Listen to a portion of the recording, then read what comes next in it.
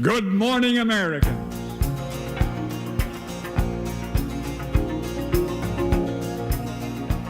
Hurricane toll rises. Jetliner crash in Uruguay. Uganda war kills children. Post office crisis in Land O'Lakes, Florida. Oh, the postmaster of Land O'Lakes is refusing to allow mail deliveries to the Paradise Lakes Resort. That's the area nudist colony. Postmaster Henry Thompson says that he cannot and will not compel his letter carriers thus to expose themselves. That is to expose themselves to possible embarrassment. Paul Harvey, why don't you news people report more good news? Why does it always have to be all of that tragedy and destruction and discord and disaster and dissent? Well, now, wait a minute. My own network, ABC, once tried broadcasting a program of just good news. You know how long that lasted? 13 weeks. Not enough listeners wanted to listen to just good news. In Sacramento, there used to be a little tabloid called itself the Good Newspaper. It printed nothing else. That lasted 36 months before it went bankrupt. As far as I've been able to ascertain, there's only one newspaper in the USA today printing only good news. It's a little tabloid, comes out once a week in Indiana, and they have to give it away. Because the good news folks keep saying they want, they just won't buy. So you can listen to any broadcast, and records are crashing. And it is the worst hurricane, and the worst fires, and the worst floods, or the worst earthquakes, whatever, because noise makes news. Newsweek and Time magazines sold the most copies this so far year, September 8 and September 15. Directly related to what? The violent death of a princess. August 31, Chicago's Tribune sales soared 40%. People magazine sold more than 1 million copies after the high-speed crash. In New York, they sold out in 1 hour. Britain's biggest newspapers gave 35% of their total news coverage, more than a third, to stories relating to the death of Princess Di for an entire month. Not even the end of World War II got that much ink. Noise makes news. One gunshot makes more noise than 1,000 prayers. That does not mean it's more important, just that it sells more newspapers. To our performing weathermen in my home base city of Chicago, in the wintertime when it's 0 outside, are they content to tell us it's 0 outside? No, no. They have to add that the chill factor is 40 below. We never were so miserable in the wintertime before somebody invented that chill factor. Now, as an objective news person, I suppose it's incumbent upon me, in fairness to our Chicago forecasters, to add that they did forecast 11 of last winter's 2 snowstorms. But with increasing competition among the media for your attention, from a multiplicity of media, the situation's steadily worsening. Birth control pills are good for you, birth control pills are bad for you. Take your choice. Oh, in Jackson, Mississippi, the other day, the Internal Revenue Service got a phone call from a fellow who wanted to know, are birth control pills deductible? This time there was an alert agent on the other end of the telephone who said, only if they don't work.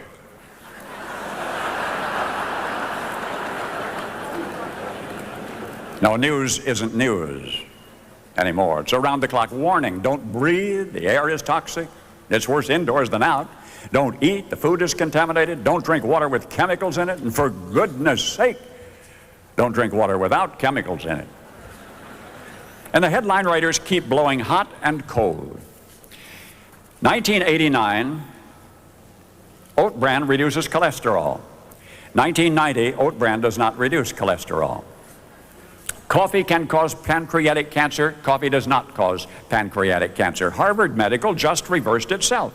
My own medical file is a real education in vacillation. 1950, salt causes hypertension. 1960, salt does not cause hypertension. 1970, salt causes hypertension. 1980, salt relieves hypertension. 1990, salt doesn't affect hypertension either way. One issue of the Wall Street Journal, the same issue, said aspirin is good for you and aspirin is bad for you. Now the FDA wants to declare, now the Food and Drug Administration wants to declare mother's milk unsafe. The FDA suspects that mother's milk may be unsafe, but so far they have not been able to ascertain where to put the warning label.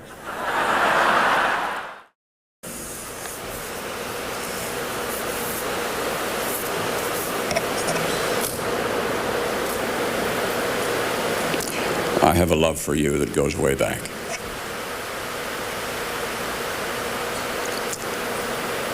Should you visit my skyscraper offices in Chicago, your attention will focus first on a large portrait in the reception hall. Prominently displayed on that entrance wall, it's a portrait of a young boy. His clothing dates itself to a generation past. The +4s are wretchedly wrinkled. His misshapen shoes are worn out. One of them is worn through. But the boy, he's leaning forward on one elbow. He's listening and rapt to a 1905 vintage cathedral-shaped multi-dial radio. The boy does not resemble any person in particular, except to me. The artist is an Oklahoman named Jim Daly. I've never met Jim Daly, but with the painting he included a little note that said, "There is no way for me," this is Daly speaking, "there's no way for me to express the pleasure I receive from listening to the old radio programs. In my mind, those wonderful heroes were magnificent." He said, "No movie, no television program, nor even real life could have equaled what my imagination could conjure up. Amazingly, all those heroes looked a little bit like me," end quote.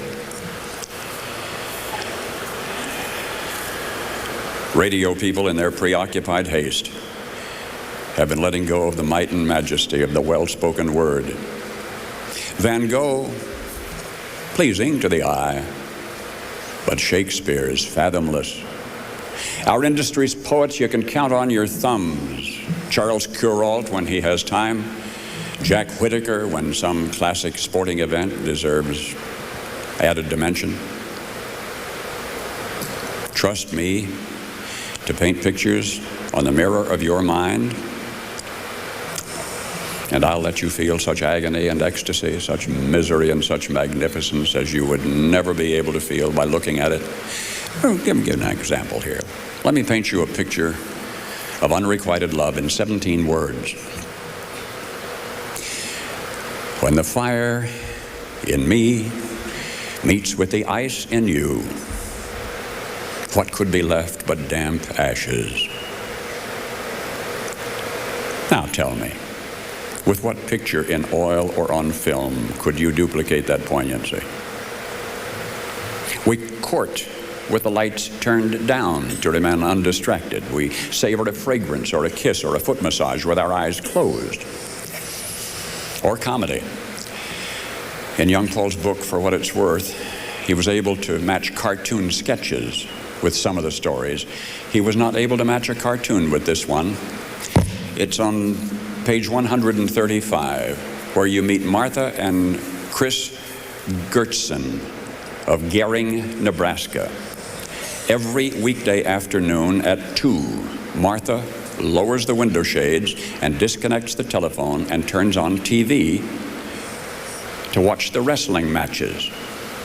Martha admits that she loves to watch those big bruisers headbutt one another and body slam one another, and then when she gets significantly worked up, she throws a step-over toehold on her husband, Chris, and there on the floor in front of the TV set they wrestle until one of them is able to pin the other. Don't you tell Martha Gertson that wrestling matches on TV are staged. She says if there's anything on TV that's faked, it's soap operas. She says the wrestling matches are for real, including hers with Chris, which she usually wins. Martha Gertson is 74. Husband Chris is 82. And the picture that you are right now imagining, isn't that infinitely more entertaining than any cartoon of the same thing?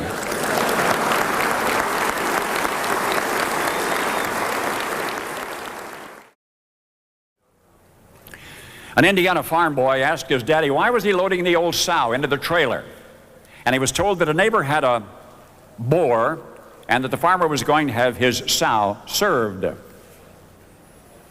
Another day the farmer was loading a cow into the trailer, and the boy inquired again why. His dad said that another neighbor had a bull and Dad was going to have his cow served. And yet another day the ewe was being loaded to take her to another farm where there was a ram, and the explanation was the same. They were going to have her served. This digression is just so that the next time a political candidate promises to go to Washington to serve you, you will know what he means.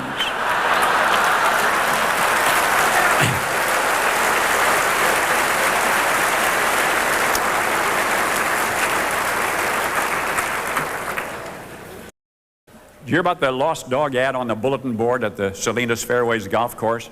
Notice on the club bulletin board says, lost dog, 3 legs, blind in 1 eye.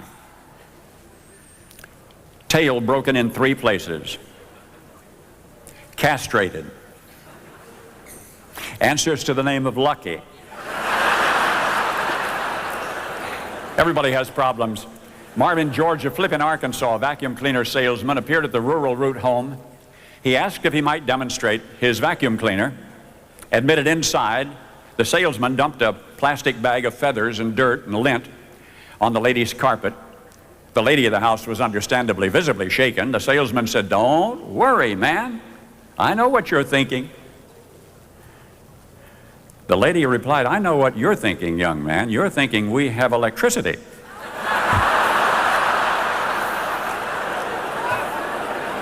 One more, all right, one more. Police Chief Clifton Sullivan, Russell Springs, Kentucky, got a call from a lady who wanted her bachelor neighbor arrested for indecent exposure. The chief went personally to her house and did witness for himself the fact that the man next door was indeed in his bathroom shaving. But the chief said, "Madam, with the bottom part of the man's bathroom window covered as it is, I can't tell whether the bottom part of the man is wearing anything or not." The woman said, "Well." She said, "You just climb up on this chair and stand on your tiptoes and you'll see."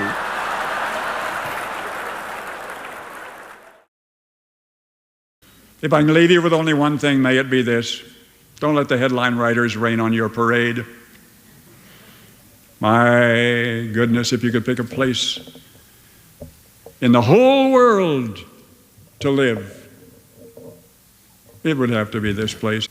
You are where everybody else in the world so wants to be. My goodness. There's resiliency in this country that we have not yet begun to use. As Mark Twain is said to have said of the music of Richard Wagner, it's not nearly so bad as it sounds. Good day.